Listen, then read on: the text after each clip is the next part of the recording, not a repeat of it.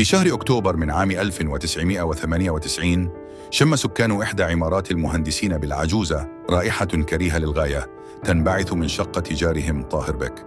كانت الرائحة تزداد سوءاً يوماً بعد يوم، مما اضطر الجيران إلى إبلاغه، فتدخلت قوة أمنية فوجدت باب الشقة مغلقاً بشكل طبيعي، ولكن الرائحة الكريهة كانت تملأ السلم. سألت القوة الأمنية عن صاحب الشقة، فأبلغت بأنه يدعى حمدي ويعمل في منصب سياسي سري ولديه مكتب محاماة وليس لديه أحد، ويعيش وحيداً ولا يتردد عليه سوى بعض الضيوف من حين لآخر. اقتحمت القوة الأمنية الشقة وقادتهم الرائحة إلى غرفة نوم حمدي. فتحوا الباب فوجدوا جثة رجل في الخمسينات من عمره، عارياً تماماً، ويديه ورجليه مقيدتين بسلك كهربائي، ورأسه مفصول عن جسمه، بالإضافة إلى طعنات واضحة في رقبته. وصل فريق من المعمل الجنائي وأكد أن جميع مداخل الشقة سليمة، مما يشير إلى أن مرتكب الجريمة يعرف طاهر بك. عثروا أيضاً على أطباق بها بقايا حشيش وسجائر في أكثر من غرفة. كان شكل الشقة غير مريح، فمساحتها كبيرة جداً، وجميع الغرف عليها آثار استخدام واضحة من شكل الأثاث والأسرة. نقلت الجثة إلى التشريح، وخرج التقرير بأن الرجل تعرض لصعق كهربائي بالسلك الذي كان مقيداً به، وأن سبب الوفاة 3 ضربات قاتلة في الرقبة، وبعد الوفاة تم فصل رأسه بساطور. بالإضافة إلى ذلك عثروا على كميات كبيرة جدا من المخدرات في دمه. والأغرب من ذلك هو تعرض الرجل لاعتداء جنسي قبل قتله، وثبت أن هذه ليست المرة الأولى، وأن الرجل كان للأسف شاذا جنسيا. بدأ رجال الأمن في البحث في تاريخ هذا الرجل، فتفاجأوا بأنه كان يعمل في جهة أمنية، وتم فصله بسبب سوء سلوكه. لم يعرف أحد أنه خرج من الخدمة، وكان معظم المحيطين به يعتقدون أن منصبه سري وحساس، ولهذا السبب فتح مكتب محاماة كبير كستار لعمله الأصلي في الأمن. أما الأشخاص الذين عرفوا أنه خارج الخدمة فقد أوهمهم بأنه استقال ويرغب في العمل في المحاماة، وعندما بحثوا أكثر اكتشفوا أن المكتب غير شغال ولا يوجد به أي قضايا. بدأ رجال الأمن في التحقيق مع جيرانه، وعرفوا منهم أن هناك شخصين يعيشان معه متزوجين يدعيان طاهر وآمال، وكانت طبيعة علاقتهما بالقتيل غريبة.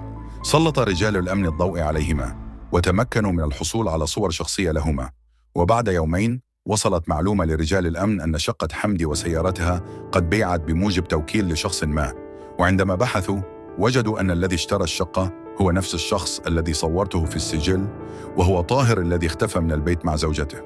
الغريب أن الاسم المسجل كان مختلفاً، وهذا دليل على وجود تزوير في الأوراق التي استخدمها. وهنا تأكد رجال الأمن أن طاهر وزوجته وراء عملية القتل بغرض السرقة، خصوصاً أنه لم يكن هناك أي نقود في البيت بعد اكتشاف الجريمة. وبعد تقنين الإجراءات وصل رجال الأمن إلى معلومة أن طاهر وزوجته في مرسى مطروح. ضيقوا الخناق عليهما وتمكنوا من الوصول إلى مكانهما بالضبط، لتبدأ سلسلة من الاعترافات الغريبة والمثيرة للاشمئزاز. فلنستعرض تفاصيل قضية اليوم، ولكن قبل أن نبدأ الفيديو أتمنى ألا تنسوا دعمكم بعمل إعجاب ومشاركة للفيديو لكي يصل إلى أكبر عدد من المتابعين. وهيا بنا إلى التفاصيل. أهلا بكم في فيديو جديد. بدأت الحكاية عندما عجز طاهر الشاب المصري البسيط عن إيجاد عمل يوفر به حياة كريمة لأسرته. كان طاهر متزوجا من آمال ولديه منها طفلان، ولد عمره 4 سنوات والثاني عمره 1 سنة، وكانا محرومين من أبسط حقوقهما في الحياة. حتى وجود بيت يضمهما معا لم يكن متوفرا، ولهذا السبب كانا يتنقلان من حين لآخر بين بيوت أقاربهما. كان طاهر يبذل كل جهده في إيجاد عمل يعيش منه أسرته. والدة طاهر المرأة البسيطة كان يصعب عليها حال أحفادها وحال ابنها، فعرضت عليه فكرة أن ينزل إلى مصر ويقابل ابن عمها الذي يعمل في منصب رفيع. لم تكن تعرف بالضبط طبيعة عمله، كل ما تعرفه أنه شخص ذو نفوذ كبير في الدولة، وكانت تظن أنه سيقدر على توفير عمل لابنها. لم يكذب طاهر خبراً، فأخذ زوجته وولده وسافر إلى حمدي بك وذهب إلى مكتبه وعرفه بنفسه. ومنذ أن دخل عليه تعاطف معه وقرر أن يشغله عنده في البيت يقضي له مشاوره وطلباته. أما زوجته فستكون مسؤولة عن رعاية البيت وترتيبه والرد على التليفونات في غيابه، وفي مقابل هذا كله سيوفر لهما غرفة مستقلة داخل بيته يعيشان فيها معه، خصوصاً أنه يعيش وحيداً. فرح طاهر وآمال بالعمل الجديد، وأخذا ولديهما وذهبوا بهما إلى والدة آمال. إلى حين يستلما العمل ويرتبا أمورهما. ومن أول يوم ذهبوا هناك وفرشوا الغرفة الخاصة بهما، وبدأت رحلتهما الغريبة في العالم الجديد. ذهب حمدي بك إلى مكتبه، وجلس كل من آمال وطاهر يرتبان البيت الغريب. كانت الشقة كبيرة وواسعة ومفروشة بأفخم الأثاث. الشيء العجيب أن جرس التليفون لم يتوقف عن الرنين، والأغرب أن المكالمات كلها كانت من رجال يسألون عن أسماء بعض السيدات، وكانت طريقتهم في الكلام تنطوي على إيحاءات غير مريحة. قالت آمال لزوجها: ملناش دعوة، المهم إننا وجدنا مكانا نعيش فيه وعملا نأكل منه بالحلال. وبعد ساعات قليلة رجع حمدي بك إلى البيت، وأول ما جلس ليستريح أخرج من جيبه ورقة ملفوف فيها شيء غريب، قسمها نصفين، وطلب من طاهر أن يضع له جزءا منها على الشيشة، وطلب من آمال أن تضع له الباقي في كوباية شاي، ليكتشف طاهر أن الذي معه قطعة حشيش. دخل طاهر وآمال إلى المطبخ، وكان واضحا عليهما الاندهاش. كيف لشخص في هذا المنصب السياسي الحساس أن يتعاطى المخدرات؟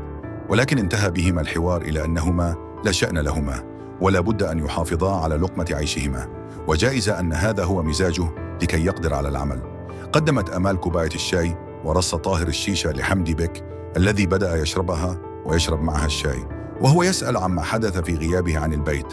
فأبلغوه بطبيعة التليفونات التي جاءت، فقال لهم إن هذا شيء طبيعي ولا بد أن يعتادوا عليه، وأن يسجلوا له كل أسماء الناس الذين يتصلون في غيابه. كان طاهر مستغربا جدا، والذي قطع عليه دهشته هو رنين جرس الباب. فتح طاهر ليتفاجأ بأن هناك 4 رجال قادمين ويسألون عن حمدي بك، الذي أول ما سمع صوتهم قام بسرعة ورحب بهم واستقبلهم.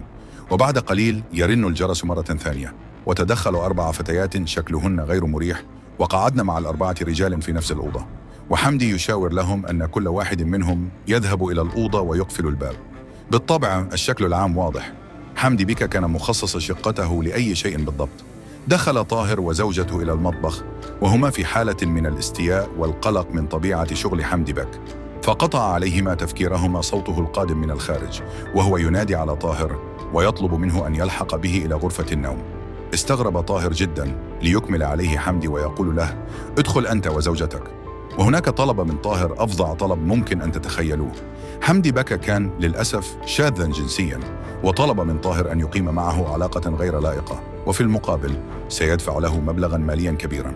ثار طاهر في وجهه وبدأ يزعق، وبهدوء تام أخرج حمدي بك البطاقات الشخصية الخاصة بطاهر وزوجته، وبدأ يهددهما بأنه يستطيع أن يلفق لهما تهما، أبسط تهمتين فيهما أنهما اقتحما شقته في غيابه وسرقا منها متعلقات غالية.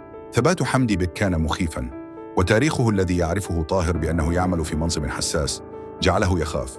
وبعد طول إلحاح وافق طاهر على أن ينفذ له طلبه، وبعد أن انتهى طاهر مما طلب منه خرج، ووجد الرجال الذين كانوا في الأوضة قد خرجوا أيضا، وتركوا ظرفا لحمدي بك بداخله مبلغ حوالي 1500 جنيه. نزلوا من الشقة، وخرج حمدي بك ليحاسب البنات، فأعطى كل واحدة 500 جنيه، وأخرج 200 جنيه من الظرف وأعطاها لطاهر وزوجته كحساب أول شغل لهما في البيت. هذه النقود في التسعينيات كانت مبلغا ماليا كبيرا يغري أي شخص. قضى طاهر وآمال الليل بطولهما يفكران في الذي حصل، وهما قرفانان جدا مما هما فيه، وقررا أنهما لا بد أن يرحلا من هذا البيت بأي شكل. وفي اليوم التالي أخذ حمدي بك طاهر إلى منطقة الكتكات، وهناك عرفه على شخص غريب اسمه الدكتور، وعرف بعد ذلك طاهر أنه مباشر المخدرات. طلب حمدي بك من الرجل أن يلبي كل طلباته لطاهر، لأنه أصبح رجله وهو المسؤول عن كل الطلبات والمشاوير من هذا النوع. رجعا معا إلى البيت، وتكرر نفس السيناريو، ولكن هذه المرة طلب حمدي بك أن تحضر زوجة طاهر معهما الجلسة، وأن تشارك فيها بكل شيء شاذ ومخالف للشريعة والأخلاق. حاولت آمال أن ترفض، ولكن بعد تهديدات كثيرة رضخت الزوجة لهذه الطلبات. وفي يوم من الأيام خرج طاهر لقضاء مشاوير لحمدي بك، وعندما رجع فوجئ بآمال تبكي بشكل هستيري بعد أن أجبرها حمدي بك على ممارسة أعمال غير أخلاقية معه، وأمام العالم الغريب الذي دخل طاهر وآمال. وبعد أن تطور الوضع قررا أن يهربا إلى بلدهما ويختبئا هناك إلى حين أن يهدأ الوضع، ولكن حمدي بك كان لهما بالمرصاد، وجدد تهديداته وتوعدهما بأنه بمجرد أن يدخلهما السجن سيوصي عليهما ولن يخرجا من هناك ثانيا.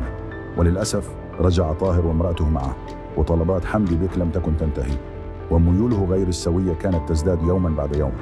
وفي يوم من الأيام طلب حمدي بك من طاهر أن يستخرج بطاقة جديدة بعنوان جديد واسم مختلف، طبعا بطاقة مزورة، لكي يستخدمها في أعمال النصب التي يقوم بها. قرر طاهر وزوجته أن يهربا مرة ثانية وذهبا إلى والدة آمال، ولكن حمدي بك قدر على الوصول إليهما وكرر تهديداته، ورجع طاهر وامرأته معه إلى البيت، ولكن هذه المرة كان معهما ابنهما الصغير الذي عمره سنة، فلم يستطيعا أن يتركاه أكثر من ذلك مع جدته. وتمر الأيام ويتحول طاهر إلى خادم لحمدي بك باليمين، ينفذ له كل أوامره، سواء عمليات نصب أو شراء مخدرات أو تسهيل عمليات الدعارة داخل البيت. هذه الحياة لم تكن تعجبه ولا تعجب زوجته، على الرغم من النقود الكثيرة التي كانا يحصلان عليها. وفي يوم من الأيام كان طاهر قاعدا يشتكي لوحده من البنات التي يترددن على البيت، وأنه لم يعد قادرا على الاستمرار في الذي يفعله.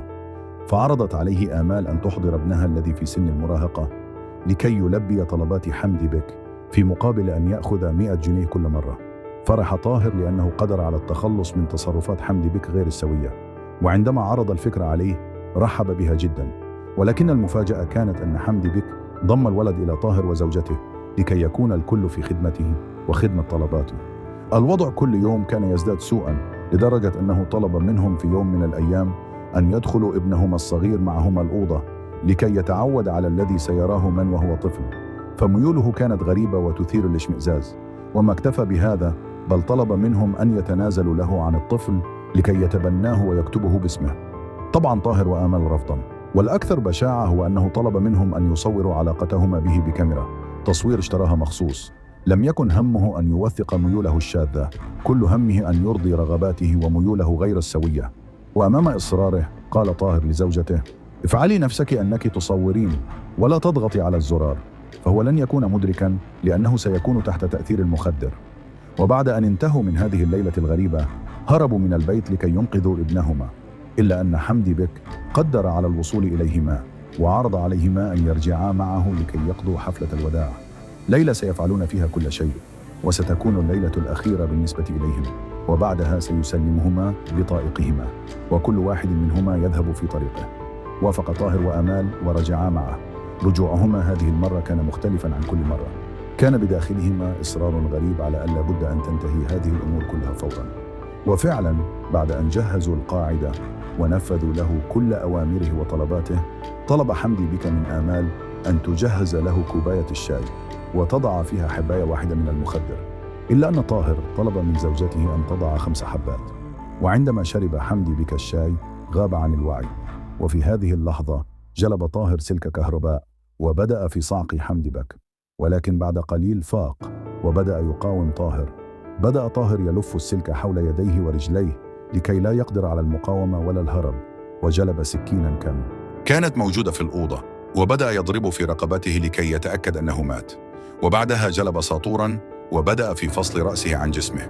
وبعد أن أنهى مهمته بدأ هو وامرأته في تنظيف المكان، وسرقا مفاتيح الشقة والسيارة والأوراق التي كانت موجودة هناك، حتى التوكيل المزور الذي كان عامله له، وباع به ممتلكات حمدي بك نفسه ولكن بالاسم المزور الذي في البطاقة الجديدة. وهرب هو وامرأته إلى مرسى مطروح، وبعد أن قبضت عليهما الشرطة كانا مصرين على أنهما ضحايا وأنهما لا ذنب لهما، وأن حمدي بك يستحق أكثر من ذلك. رجال الأمن لم يكونوا مصدقين دموعها، وكانوا مصممين هم والقضاة على أنهما مذنبين وأنهما طمعان في النقود التي كانا يأخذانها، ولهذا السبب مارسا كل شيء غير سوي مع حمدي بك. وعندما طمعا أكثر قررا أن يقتلاه لكي يستوليا على كل ممتلكاته، وحكم عليهما بالإعدام لكي يسدل الستار على واحدة من القضايا التي يصعب على العقل البشري أن يصدق أنها موجودة في المجتمع الذي نعيش فيه.